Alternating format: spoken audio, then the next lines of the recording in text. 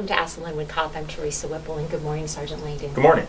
You know, the Puget Sound region has been impacted lately by some deadly force encounters, including the city of Lynnwood, and wondered if we could talk a little bit about the training that's involved with police on that. You and I talked about, I had an experience where I was able to go through the simulator training with the Edmonds Police Department recently, and was just amazed at the amount of stress that is involved just as a citizen in trying to figure out, you've got a video screen and you've got a suspect and you've got hostages and you've got bystanders, and you're trying to figure out how to get out of that situation without, necessarily shooting somebody you shouldn't. Right. So talk a little bit about the kinds of training that you guys go through.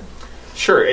Before I touch on that too much, tell me a little bit more about your experience. What we're turning the tables, and now yes, I'm being interviewed. Absolutely. Wow. Okay.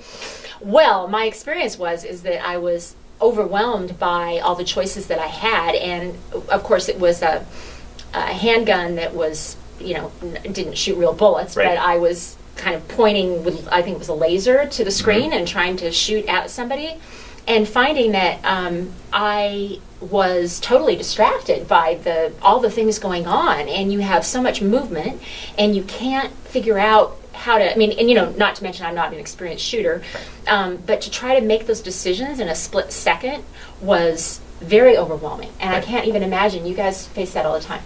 We do, and one of the big things that we're trying to push for now is we do what's called crisis intervention training and also de-escalation. We recognize how fast things happen, and we are limited physiologically by our senses and our ability to process information. So if there is a threat, if I'm perceiving some sort of threat, or there's an actual threat, there's a process that my body has to go through. I have to observe the threat. I have to determine this is a potential threat. I have to orient my body towards it, and orient my whole energy towards that. I now have to decide, is this okay to act on this? And then once I've made that decision, I have to act, and that all takes time. And all the meanwhile, I could be receiving this threat is becoming more and more real, or is gaining ground, or is getting closer.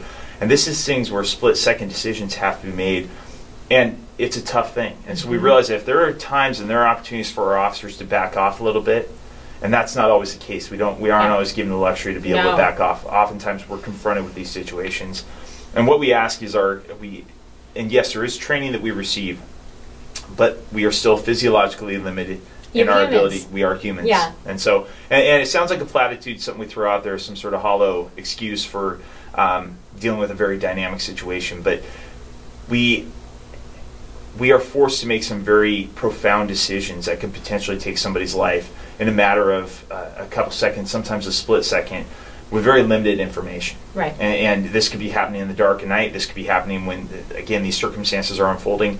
And those same feelings of being overwhelmed that you feel are the same feelings that we feel. Yeah. So there is training we can go through, and we can become somewhat inoculated to it. We do go through what's called simunition training, where we are armed with weapons that shoot paintball rounds. Yeah.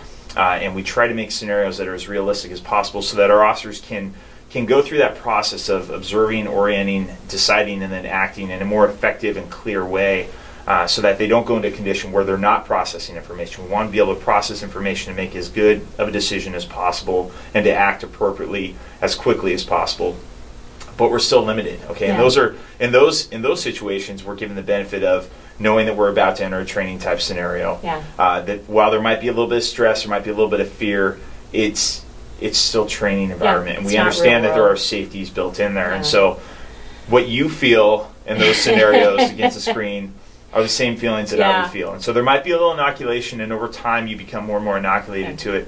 But it's we're humans, and we have families. We are afraid. We fear for our partners' lives. We want to be able to go home at the end of the evening, or the end of the day. And it's we just ask for a little bit of grace from our community to understand that these situations rapidly unfold, and they are uncertain, they are tense, and we are human. Right, so, right. Yeah. After I finished it, I actually wrote an article about it, and somebody had made a comment that they wished that everybody could experience. I mean, it's not Right. possible for everybody to go through a simulator training, Right. but it just opens your eyes to the incredible number of scenarios. And one of the things that I think was hardest is that after I went through it, the officer who was running the simulator would ask me questions about, well, what did you notice? Like, did you Right. notice what kind of a backdrop Right. was against you when you were making that shot? Like, if it was a cement wall, we love that because Right. we know nobody's, but what if you're, outside of a bank and there's a Right. window, and if you shoot and you miss and it goes through Right. and it hurts people? There's so many things you're thinking about at Right. once, and I just had a much greater appreciation for the level of stress and choices that you guys have to make under pressure. So that's really incredible. Well, I'm glad you were able to go through that experience because it does give some perspective. It does. And it allows you to understand, to give you a little bit of the peek behind the veil and understand what's going on. Those same things you talk about, all those considerations, those environmental considerations, we do go through, we try to look at other situations, we try and learn from those, whether Yeah. they happen somewhere else in our community or whether they're happening at other places. There are websites we can go to where we can actually gather some information about a critical incident, and we can look at it and we can look at the lessons learned, and that way we do become a little better prepared also to Yeah. deal with a situation were it to unfold here. But everyone's different, as you say. so, Everyone's different, yeah. and it's still hard to account for that that visceral reaction of being afraid for your life and wanting to make sure you go home, and also being afraid for other people, Yeah. and the duty that we are expected.